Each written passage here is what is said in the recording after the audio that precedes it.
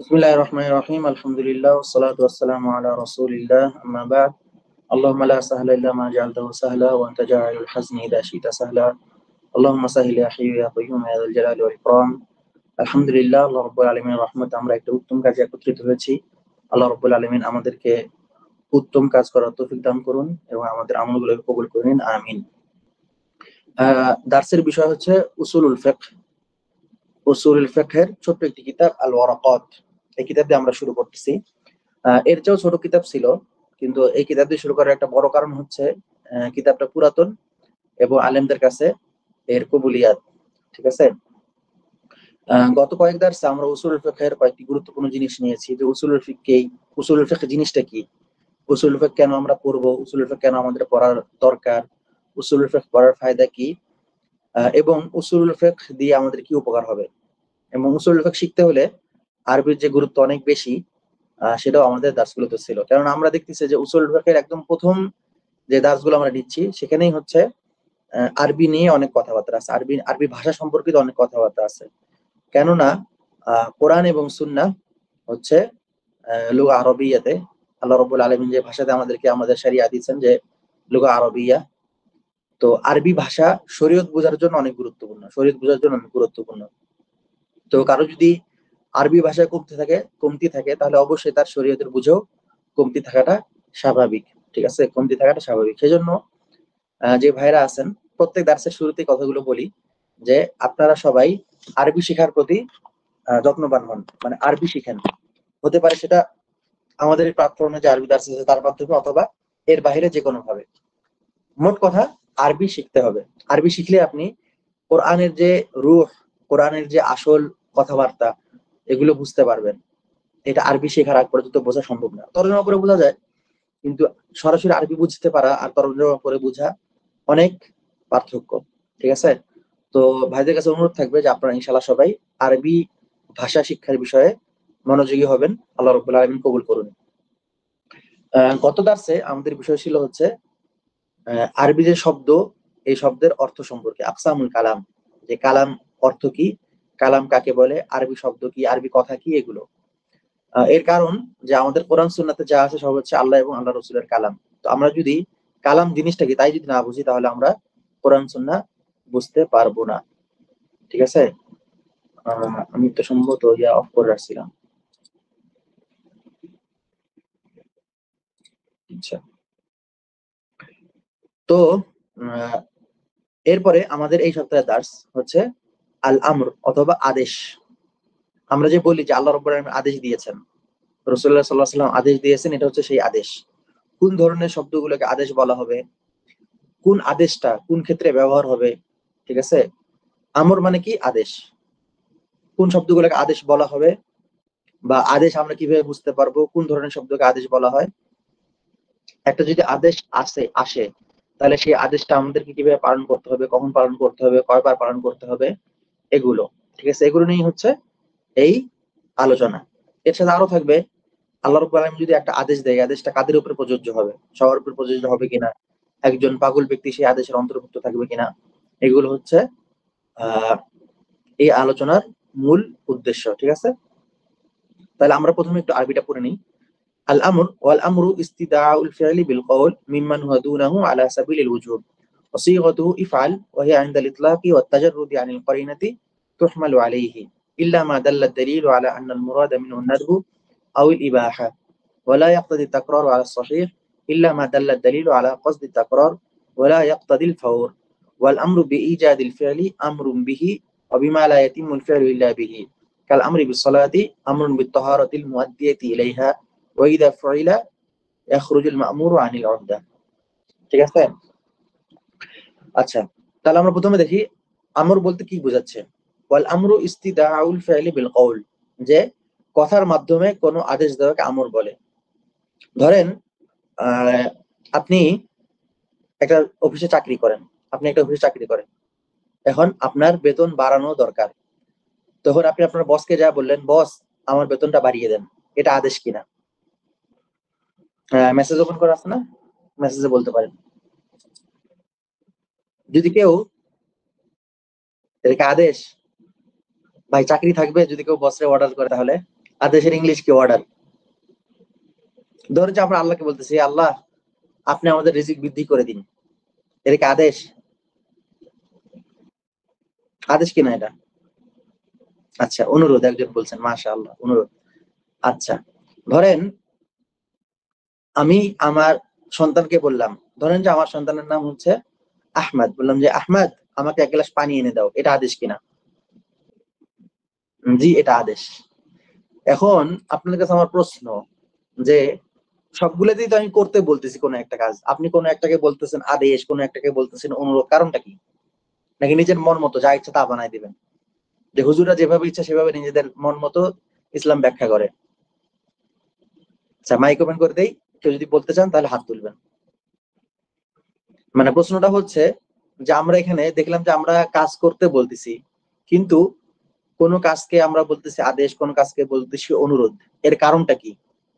অথচ দুইটা আমরা কাজ করতে বলছি। আমি যখন আমার বাচ্চাকে বললাম যে পানি এনে দাও, আমি যখন আল্লাহর কাছে বললাম যে আল্লাহ আমার রিজিক বৃদ্ধি করে দেন, আমি যখন আমার বসকে বললাম যে আপনি আমার বেতন বৃদ্ধি করে দিন, তো সবগুলোই তো আমি করতে বলতেছি। এরপরেও কেন কোনটাকে আমরা বলতেছি আদেশ, কোনটাকে বলতেছি অনুরোধ, এর কারণটা কি? এর কারণটা হচ্ছে বস আমার চাইতে বড়, তাকে আমি আদেশ করতে পারি না। আর ছেলে হচ্ছে আমাদের চাইতে সে ছোট, তাকে আমরা আদেশ করতে পারি। আচ্ছা, মাশাআল্লাহ, সুন্দর বলেছেন। কিন্তু এই যে আদেশ করতে পারি, আদেশ করতে পারি না, এই আমরা কই থেকে জানলাম? ধরে নিলাম যে আপনার কথা সত্য, এবং অবশ্যই সত্যই, কিন্তু এই যে আমরা অমুককে আদেশ করতে পারবো, অমুককে আদেশ করতে পারবো না, এটা আমরা কই থেকে শিখলাম? এটা কোরআন হাদিসে আছে? এটা কোন একটা আছে, মানে কোন আইন আছে যে আমি আমার বসকে আদেশ করতে পারবো না? এটা কোনো আইন না, যেহেতু আমরা এটা করছি, এটা আমাদের এটা বোধগম্য হয় বা এভাবে আমরা বুঝি। এটা আর কি সবাই বুঝে? এটা আর কি সবাই বুঝে? ধরেন যে আমার চেয়ে জি, কম বয়সী একজনকে আমি আদেশ করতে পারি, তাই না? জি। আচ্ছা, ধরেন যে আমার চেয়ে কম বয়সী তিনটা ছেলে আমাকে এখন ছিনতাই করবে, তাদের হাতে অস্ত্র আছে, তখন আমি তাদেরকে আদেশ করতে পারবো? না, না, এটা কখনো সম্ভব না। কেন? মেরে তারা তো ফেলা। আমার চেয়ে কম বয়সী। তার তাদের উপর আমার কর্তৃত্ব নাই, কর্তৃত্ব থাকতে না, হবে। অতিরিক্ত না। সুন্দর বলেছেন, মাশাআল্লাহ, জাযাকুমুল্লাহ খাইর। তাহলে আমরা বুঝলাম যে ভাষাগত দিক থেকেই যদি একটা জিনিস আদেশ হয়, তার মানে সেটা কি আদেশ না, এর মধ্যেও কি পার্থক্য আছে? ঠিক আছে, এর মধ্যেও কি পার্থক্য আছে, যদিও ভাষাগত দিক থেকে সবগুলো কিন্তু একই রকম শব্দ। ভাষাগত দিক থেকে এটাও এটাও একটা কাজ করতে বলা হচ্ছে, ওটাও কাজ করতে বলা হচ্ছে, কিন্তু আমরা যখন বাস্তবে দেখতেছি যে সবগুলো কি আদেশ নয়, সবগুলো কি আদেশ নয়, কোনটা অনুরোধ, কোনটা কি আদেশ। তো এটাই এখানে বলতেছেন, ওয়াল আমরু ইস্তিদাউল ফি'লি বিল কওল মিম্মান হুয়া দুনাহু আলা সাবিলিল উজুব, যে আমর কোনটাকে বলা হয়? আপনি তো একেও কাজ করতে বলছেন, ওকেও কাজ করতে বলতেছেন। আমর হচ্ছে এমন কাজ যেটা উপর থেকে নিচে, উপর থেকে নিচে আদেশ করা হচ্ছে, আলা সাবিলিল উজুব, বাধ্যতামূলক ভাবে, বাধ্যতামূলক ভাবে। ঠিক আছে? ওয়াল আমরু ইস্তিদাউল ফি'লি বিল কওলি মিম্মান হুয়া দুনাহু আলা সাবিলিল উজুব। আমর হচ্ছে এমন শব্দ বা এমন কথা যেটা উপর থেকে নিচকে আদেশ করা হয় বাধ্যতামূলক ভাবে, বাধ্যতামূলক ভাবে। ঠিক আছে? তাহলে আমরা একমত হইলাম যে ভাষাগত দিক থেকে একটা কাজ করতে বলা মানে সেটা কি আমর না, সেটা কি আমর না, যদিও সেগুলো শব্দগত দিক থেকে সবগুলাই এক, শব্দগত দিক থেকে সবগুলোই একই পরিমাণ, যে হ্যাঁ এটাও করতে বলা হচ্ছে, ওটাও করতে বলা হচ্ছে, কিন্তু আমরা আমাদের বুঝে আমরা বুঝি যে এটা আদেশ এবং ওটা অনুরোধ। ঠিক আছে? অসিগত ইফআল। আচ্ছা, এখন আরবি ভাষায় আমরা কিন্তু আমাদের একটা দার্সের একটা অংশ শেষ, যে আমর কাকে বলে, আদেশ কাকে বলে। ঠিক আছে? যে কি আদেশ বলে হচ্ছে উপর থেকে নিচকে যখন কোনো কাজকে বাধ্যতামূলক ভাবে করতে বলা হয়, সেটা হচ্ছে আমর। আচ্ছা, অসিগত ইফআল, এখন আমরা দেখব আরবি ভাষায় কোন ধরনের শব্দগুলোকে আমর বলা হয়, কোন ধরনের শব্দগুলো আসলে বুঝতে পারবো যে এখানে আদেশ দেওয়া হচ্ছে। ঠিক আছে? অসিগত ইফআল,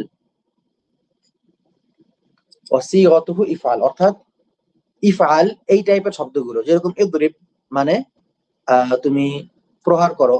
ঠিক আছে? তারপর ইযহাব মানে তুমি যাও।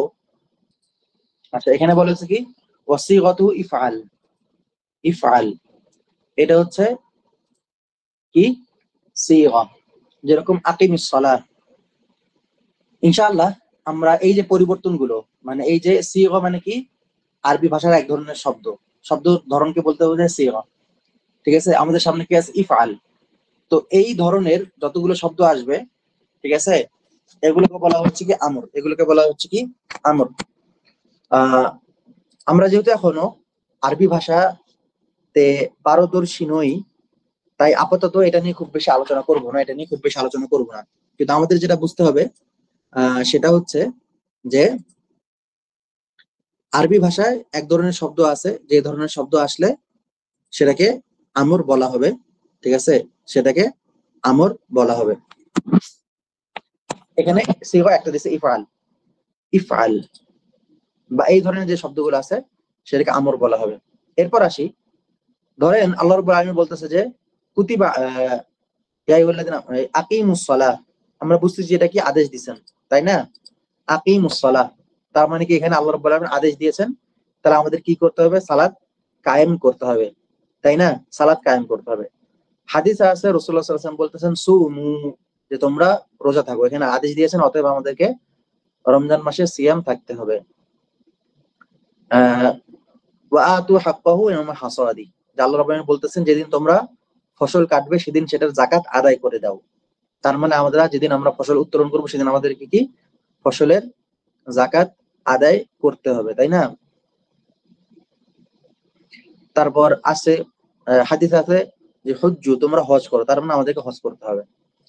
এই যে আদেশগুলো আছে, ঠিক আছে, এগুলো কি আমরা যখন আদেশগুলো শুনলাম তখন ধরে নিয়েছি কি এগুলো আমাদের উপরে ফরজ ওয়াজিব, যে আমাদেরকে এগুলো করতেই হবে, করতেই হবে।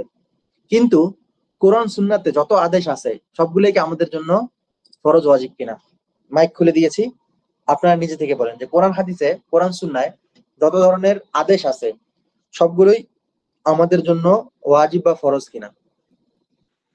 ফরজ না। না, ফরজ না। জি জি। আচ্ছা, ফরজ মানে যত আদেশ এসেছে সবগুলোই ফরজ, এটা কি কি বলতেছেন? কেউ আছেন এরকম? আমি বলতেছি সবগুলোই আপনারা ফরজ বলেন। অথবা জি ওয়াজিব। আমি বলছি। ফরজ না। সবগুলোই ফরজ আমি অথবা ওয়াজিব। যদি আমরের সিগা এসে থাকে এবং এটা কোরআন সুন্নাতে স্পষ্ট বক্তব্য এরকম হয়, এটার থেকে যদি ফরজ এবং ওয়াজিবের ভিন্ন কিছু প্রমাণ করতে হয় তাহলে অন্য দলিল লাগবে, আর তা না হলে এটা ফরজ বা ওয়াজিবই হবে। না, হবে না। আচ্ছা, এখানে আমি দুই ধরনের মত পাইলাম। একজন মানে সিকান্দার ভাই বলতেছেন যে যত ধরনের আমর আছে সেগুলো হচ্ছে ওয়াজিবের জন্য, যদি যদি ওয়াজিব না হয়, ফরজ মুখাতিব না হয়, তাহলে অন্য দলিল লাগবে। মুখাতিব আরেকজন যদি বলতেছেন, আমরা মুসলিমরা হয়ে থাকি তাইলে আচ্ছা ওটা তো আমরা আসবো যে আল্লাহ রাব্বুল আলামিন যদি কোনো একটা আদেশ দেন তাহলে সেটা মুসলিমদের জন্য, মুসলিমদের জন্য, বড়দের জন্য, ছোটদের জন্য, পাগলের জন্য, কার জন্য কিরকম থাকবে। আর আচ্ছা, আমরা আমাদের আগে প্রেক্ষাপটটাও তো যদি কোনো খাস প্রেক্ষাপট সাথে জড়িত হয় তাইলেও ভিন্ন হতে পারে। তার মানে আপনার কথা হচ্ছে সমস্ত আদেশ ওয়াজিব ফরজ না, এদিক ওদিক হইতে পারে, তাই না? জি। আচ্ছা, দ্বিতীয় কোনো তাহলে মত আছে কিনা? এখন পর্যন্ত যতগুলো মত দেখলাম সবাই বলতেছে যে এদিক ওদিক হইতে পারে, সবগুলোই ফরজ হবে এটা জরুরি না। না, সবগুলোই ফরজ। না, ফরজ আমি না। তো শেখ, আমি তো এরকম কোনো মাল মুরাদু বিহি। আমি আচ্ছা, একজন তো যদি অন্য কথা এরকম বলেন।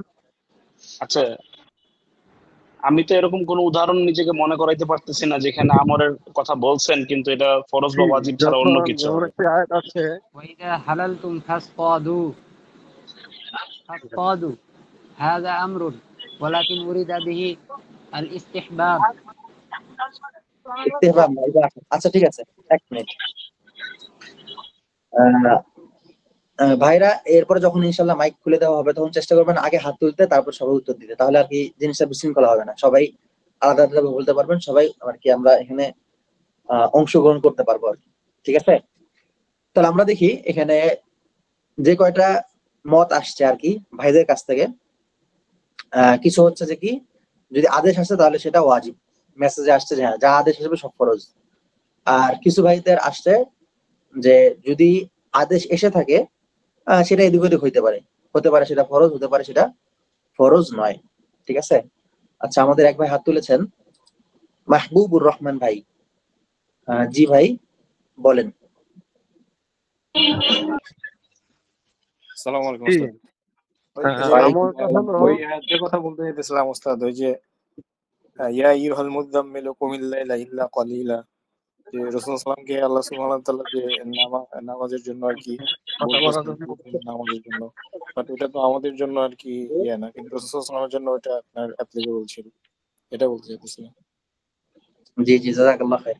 আমরা ইনশাআল্লাহ ওই বিষয়ে আসবো, যে যদি কেউ মানে আদেশগুলো কোনটা কার জন্য, কোন আদেশ কি কারো প্রেক্ষাপটে শুধুমাত্র তার জন্য হবে কিনা। আচ্ছা, আমরা আবু মুয়াজ ভাইয়ের মন্তব্যটা নিয়ে ইনশাআল্লাহ দার্সে ফেরত আসবো। আবু মুয়াজ ভাই বলেন। জি, আসসালামু আলাইকুম।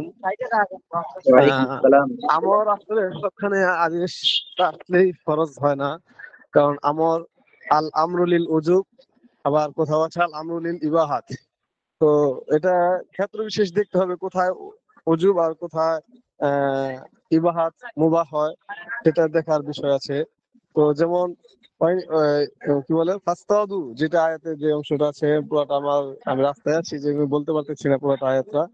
তো সেক্ষেত্রে এটা এখানে আমরের জন্য, আমর যদিও আমর ঠিক আছে, আমর ফাস্তাদু আমর, তবে এটা উজুবের জন্য হয় নাই, এটা মুবাহ। ঠিক আছে, এরকম অনেক জায়গায় আছে, যেমন কুতিবা আলাইকুমুস সিয়াম, এখানে তো মাজহুর থেকে ব্যবহার করা হয়েছে, তারপরে আমার সবখানে ওজুব হয় না। আচ্ছা, জাযাকাল্লাহু খাইরান। তাহলে আমরা মোটামুটি দুইটা মত পাইলাম আর কি। আমর মানেই মানে আদেশ মানেই সেটা হচ্ছে ওয়াজিব হবে, আর যদি আরেকটা মত হচ্ছে যে না, এদিক ওদিক হইতে পারে। ঠিক আছে? সব মিলিয়ে আমাদের হাতে এখন এই দুইটি মত আছে। এখন আমরা মূল দার্সে ফেরত আসি। সঠিক মত হচ্ছে সমস্ত আমর মানেই সেটা ওয়াজিব নয়, আমর মানেই সেটা ওয়াজিব নয়। আমর এদিক ওদিক হইতে পারে। এখন কথা হচ্ছে যে মোল্লা মৌলবীরা কি তাহলে নিজেদের ইচ্ছা মতো একটা আমরকে বলবে ওয়াজিব, একটা আমরকে বলবে সুন্নত, একটা আমরকে বলবে মুবাহ, এরকম কিনা? বিষয়টা এরকম নয়।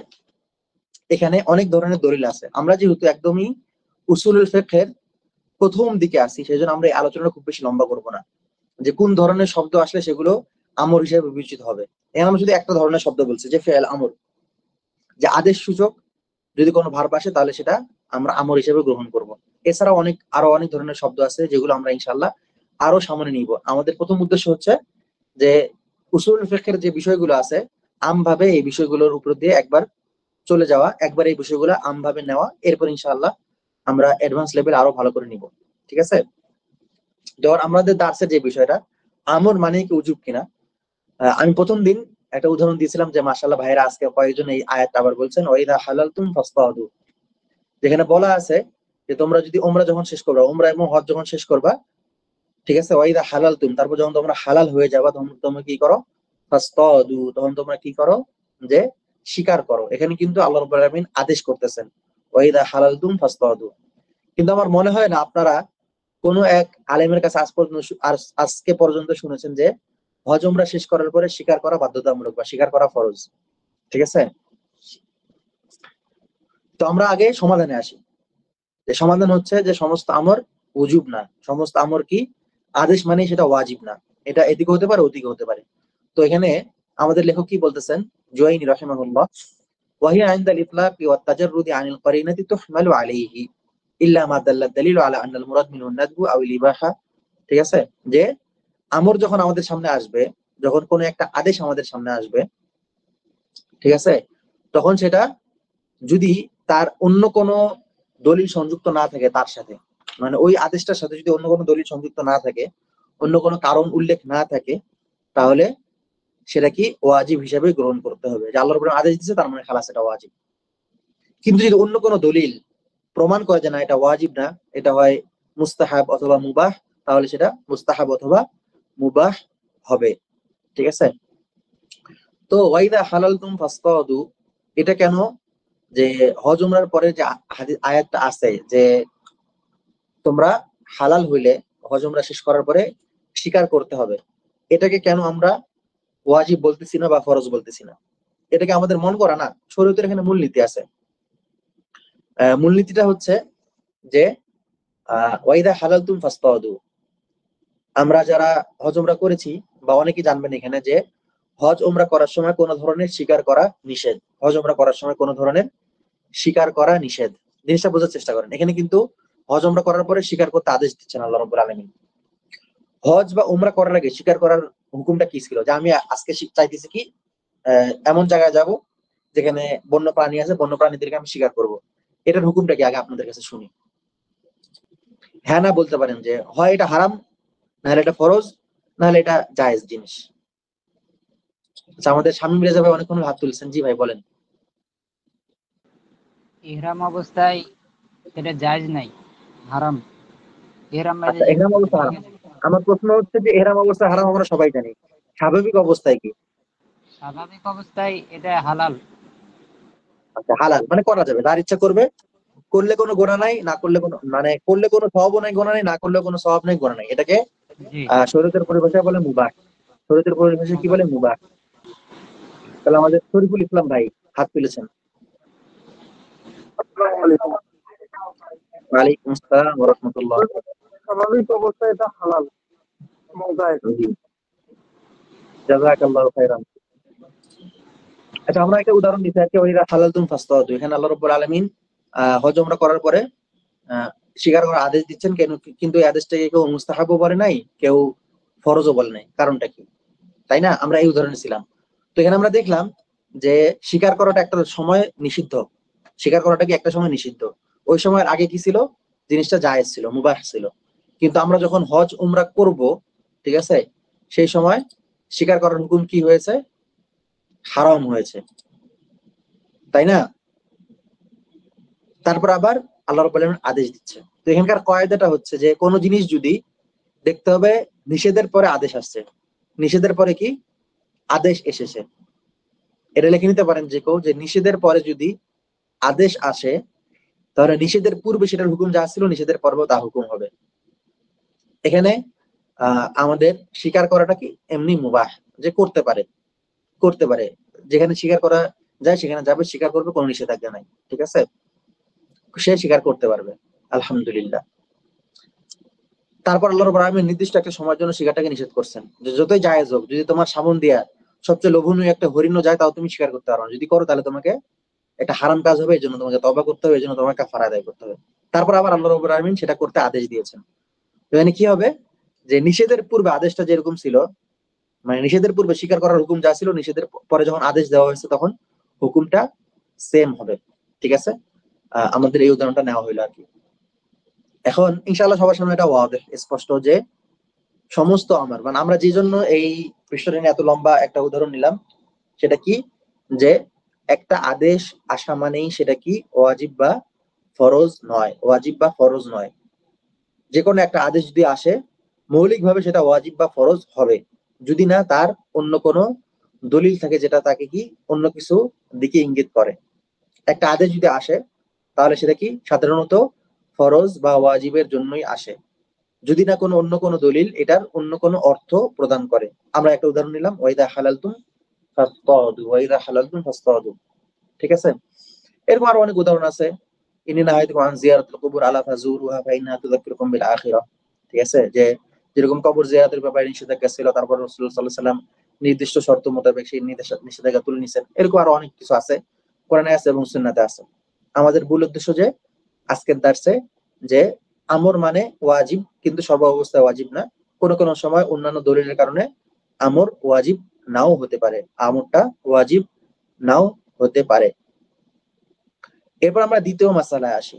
যদি কোনো একটা, ধরেন যে আল্লাহ রাব্বুল আলামিন বললো তোমরা রোজা রাখো, তোমরা হজ করো, তোমরা সাদাকা করো, তোমরা যাকাত দাও, ঠিক আছে, একটা আদেশ এটা, তাই না?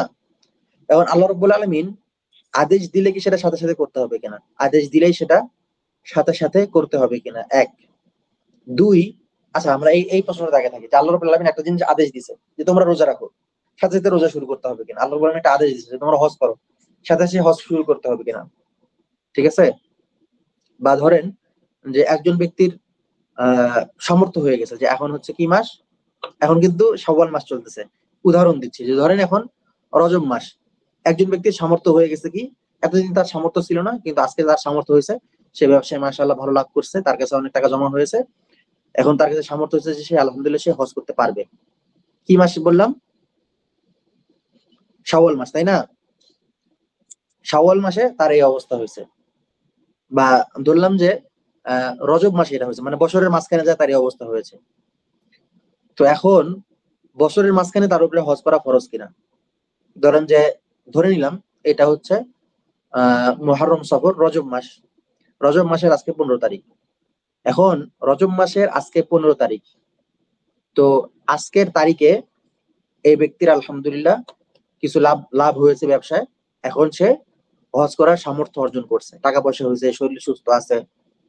তো এই ব্যক্তির কি সাথে সাথে হজ করা ফরজ কিনা?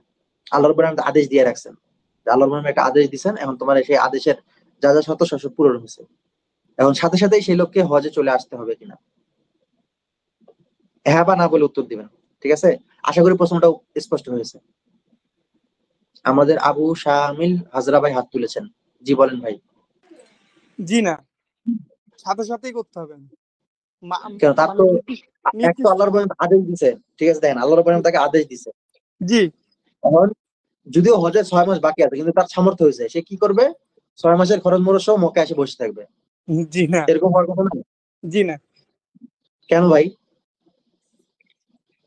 এর আল্লাহ রাব্বুল আলামিন যে আদেশ দিয়েছেন, তারপরে পরবর্তীতে দেখতে হবে যে ওই আদেশটার এগেইনস্টে অন্য কোনো মানে বিধান নাজিল হয়েছে কিনা। যেমন আমাদের হজটা করতে হবে যেই মাসে, বা কোরবানি করতে হবে ঈদের মানে কোরবানির সময়, সেটার নির্দিষ্ট দিনক্ষণ দেওয়া আছে, ওইটার মাইনে নিতে হবে আর কি। মানে হয়েছে সাথে সাথেই আমি চলে যেতে পারবো না। কেন যাইতে পারবেন না? আপনার কাছে টাকা আছে, আপনি টাকা নিবেন, টাকা খরচ করে যাবেন না, আপনাকে কিসে আটকায় রাখছেন?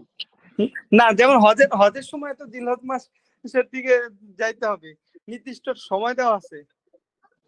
জিলহজ মাসে আপনি যা হজ করবেন সেটা বুঝলেন, ঠিক আছে আলহামদুলিল্লাহ জিলহজ মাসে হজ করবেন, তো আপনার যখন টাকা হয়েছে আপনি এখনই কেন মক্কায় যাবেন না? কি আপনাকে আটকায় রাখছে? কোরআনের কোন আদেশ আছে? হচ্ছে আল্লাহ বলতেছে তোমাদের সামর্থ্য থাকলে হজ করো। জি আচ্ছা, আরেক ভাইয়ের কাছে যাই, এরপর শরীফুল ইসলাম ভাই। জি। আসসালামু আলাইকুম। ওয়ালাইকুম আসসালাম। যে ওয়ালাইকুম আমরা আসসালাম। মানে হজ হইলে মানে আদেশ দিলে যাব না, এর জন্যই যে এটার রিজন হচ্ছে যেমন আমল হইতেছে আপনার হইতে হবে, মানে হইতে হলে সেটা আর কি ইবাদতের 6টা মূলনীতি আর কি ফলো করবে। তো সেই ক্ষেত্রে আপনার মনে করেন আল ওয়াকতু মুওয়াফিকুন লিশারিয়া, তো এইটা আর কি ইবাদতটা নির্ধারিত আপনার হবে শরীয়তের সাথে আর কি অ্যালাইন কিনা আর কি, এই হিসেবে। তো এই ইবাদতটা যেহেতু আল্লাহ বলছে করতে, কিন্তু কখন বলছে কিভাবে বলছে ওইটা আসলে আপনার সময়ের সাথে নির্ধারিত। যেমন এটা আর কি জসীমউদ্দিন শেখ একটা উদাহরণ দিচ্ছিল যে যেমন ইবাদত নামাজ পড়তে বলতেছে আল্লাহ সুবহানাহু ওয়া তাআলা, কিন্তু নামাজ কখন পড়বো? এখন আমি যদি ফজরের নামাজ সূর্য ওঠার পরে পড়ি তাহলে সেটা আসলে কবুল হবে না। আবার যেমন ঈদের নামাজের আগে যদি কুরবানি করি তাহলে সেটা আসলে একসেপ্টেড হবে না। তো এটা আসলে আপনার ওয়াক্তের সাথে আর কি রিলেটেড আর কি ইবাদতটা। মাশাআল্লাহ মাশাআল্লাহ, সুন্দর হয়েছে। এরপরে ছিল শামীম রেজা ভাই। জি ভাই।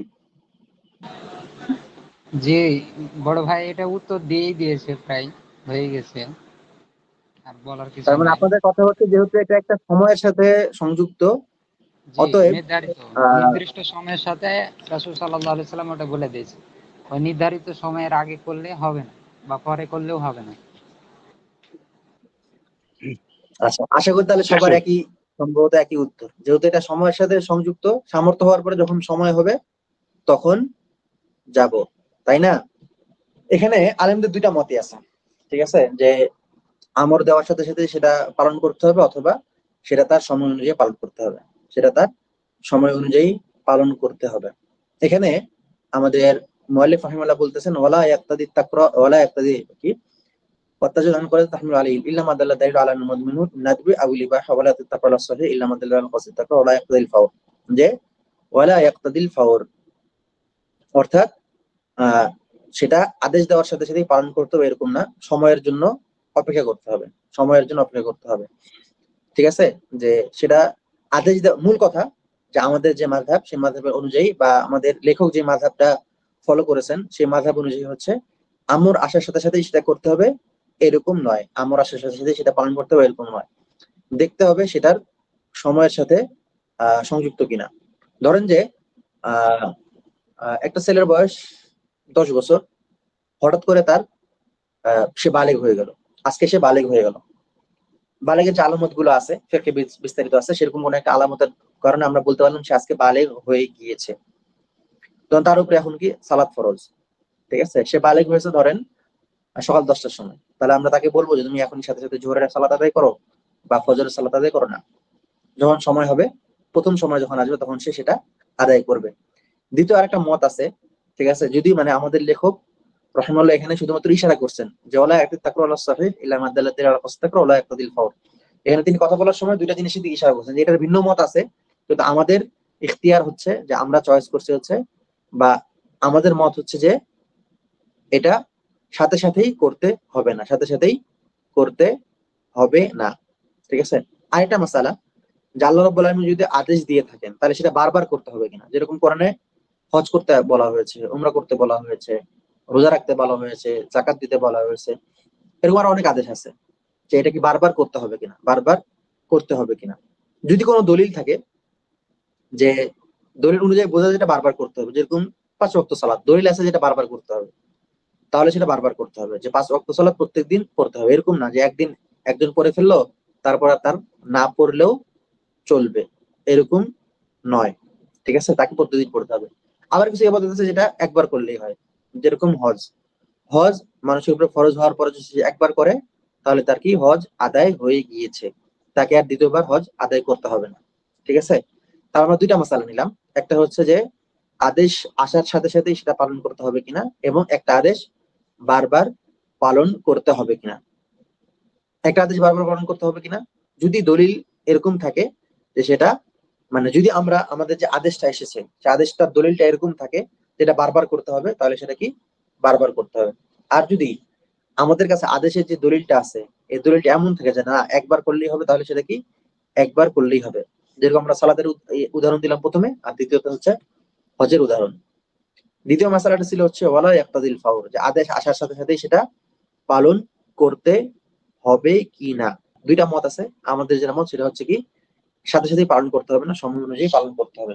এরপর আমরা তৃতীয় মাসআলাতে যাই, এরপর আরেকটি নতুন মাসআলাতে যাই। ওয়াল আমরু বিইজাদিল ফি'লি আমরুম বিহি ওয়া বিমা লা ইয়াতিমুল ফি'লু ইল্লা বিহি কাল আমরি বিসসালাহ আমরুন বিত্তাহারাতিল মুআদ্দিয়াতি ইলাইহা কাল আমরি বিসসালাহ আমরুন বিত্তাহারাতিল মুআদ্দিয়াতি ইলাইহা।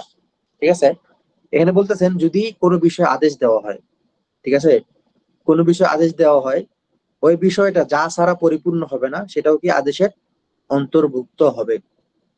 উদাহরণস্বরূপ বলা যায় যে ধরেন আমাদের জন্য কি আদেশ আছে, সালাতের আদেশ আছে, এবং সালাতের সময় কি আমাদের পবিত্রতা লাগবে। পবিত্রতা কি লাগবে, পবিত্রতা ছাড়া কি সালাত হবে? যদি কোনো ব্যক্তির পবিত্রতা না থাকে তাহলে কি তার সালাত হবে? হবে কি হবে না? একজন ব্যক্তির ওযু নেই, তার সালাত হবে? আচ্ছা, আমাদের কোনো ভাই হাত তুলছেন? প্রশ্নের সম্বন্ধে ক্লিয়ার হয় নাই। আমি চাচ্ছি আপনারা আমাকে কোরআন হাদিস থেকে দলিল দেন, যে এই দলিলের সাপেক্ষে আমি বলতে পারবো যে অমুক যে কোরআন কি বলে যে শরীরে নাপাকি থাকলে সালাত হবে না, এরকম একটা দলিল দেন কোরআন হাদিস থেকে। লা ইয়াকবালুল্লাহু সালাতা বিগাইরি তুহুরিন। আচ্ছা, এই দলিল দিয়েছেন এটা, ঠিক আছে, কিন্তু এখানে তো বলা নেই যে শরীরে নাপাকি লেগে থাকা যাবে না। তুহুর, তুহুর মানে নাপাকি লেগে থাকতে পারে, সমস্যা নেই তো। একজন ব্যক্তির গায়ে নাপাকি কুনতুম লেগে আছে, যদি কোরআন থেকে পারবে কুনতুম না। ইলা সালাতি ফাগসিলু ওয়াজহাকুম ওয়া আইদিয়াকুম মারা। আচ্ছা, প্রশ্নটা আরেকবার করি, যে ব্যক্তির গায়ে নাপাকি লেগে আছে, এখন কি তার সালাত হবে না, এরকম কোন দলিল আছে? আপনারা ওযু করার দলিল দিচ্ছেন, ঠিক আছে, জি, কিন্তু আমি চাইছি কি যে নাপাকি লেগে আছে তার সালাত হবে না, এরকম একটা দলিল। কারো খেয়াল আসতেছে না, তাই না? অথবা শুনছেন বলেও মনে হচ্ছে না, বুঝে এরকম না? জি, জি। আচ্ছা, এখানেই হচ্ছে আমাদের এই জিনিসটা খেয়াল করতে হবে, যে কি ওয়াল আমরু বিইজাদিল ফি'লি আমরুম বিহি ওয়া বিমা লা ইয়াতিমুল ফি'লু ইল্লা বিহি ওয়া বিমা লা ইয়াতিমুল ফি'লু ইল্লা বিহি। যে আমরা জানি যে নাপাকি লেগে থাকলে সালাত হয় না। ঠিক আছে, কেন? তাহলে এখন আমরা বলতে পারি যে আচ্ছা আরেকবার দেখি, ওয়াল আমরু বিহি জাদিল ফাইল আমরু বিহি অবিমা লা ইয়াতিমুল ফাইলু ইল্লা বিহি কাল আমরি বিসসালাহ আমরু বিতাহারাতিল মুআদ্দিব ইলাইহা। যে সালাত যেহেতু নাপাকি লেগে থাকা অবস্থায় সালাত হবে না। একজন ব্যক্তির গায়ে নাপাকি লেগে আছে মানে কি, তার শরীরটা নাপাক, তাই না? আর আমরা জানি আমরা কিন্তু অজুর আদেশগুলো দেখবো না এখন। ঠিক আছে, এই ব্যক্তির গায়ে নাপাকি লেগে আছে, তার মানে সে কি নাপাক, তাই না? আর আমরা জানি কোন ব্যক্তি নাপাক অবস্থায় তার সালাত কি হবে না। আচ্ছা, তো এখন এই নাপাকি দূর করার হুকুম তাহলে কি হবে? যেরকম শরীর থেকে নাপাকি দূর করার ডাইরেক্ট কোনো আদেশ নাই, কিন্তু আমরা জানি যে নাপাকি যদি দূর না হয়, বিভিন্ন হাদিস আমরা দেখছি যে নাপাকি যেহেতু দূর না হয় নাই, সেজন্য সালাতটা হয় না। যেরকম রাসূলুল্লাহ সাল্লাল্লাহু আলাইহি ওয়াসাল্লাম একবার সালাত করতেছিলেন, তার জুতায় নাপাকি লেগেছিল, তখন জিবরিল আলাইহিস সালাম এসে বললো যে জুতা খুলে সালাত আদায় করতে। তারপর তিনি জুতা খুলে সালাত আদায় করলেন নাপাকির কারণে। ঠিক আছে, এরকম আরো অনেক কিছু আছে, অনেক ধরনের দলিল আছে, আমরা বিস্তারিত উদাহরণে যাচ্ছি না। ঠিক আছে, কিন্তু মূল উদ্দেশ্য কি, যে আমাদের এখানে একটা নিয়ম বলছেন যে সরাসরি আদেশ থাকতে হবে এরকম না, সরাসরি আদেশ থাকতে হবে একটা জিনিস ওয়াজিব হওয়ার জন্য এরকম না। যদি ওই জিনিসটা কোনো কিছুর পূর্ণাঙ্গ রূপ দেওয়ার জন্য হয়, যে সালাত পবিত্রতা ছাড়া হবে না, আর কারো শরীরে যদি নাপাকি লেগে থাকে তাহলে সে পবিত্র নয়। অতএব নাপাকি শরীর থেকে দূর করাটাও কি আদেশের অন্তর্ভুক্ত।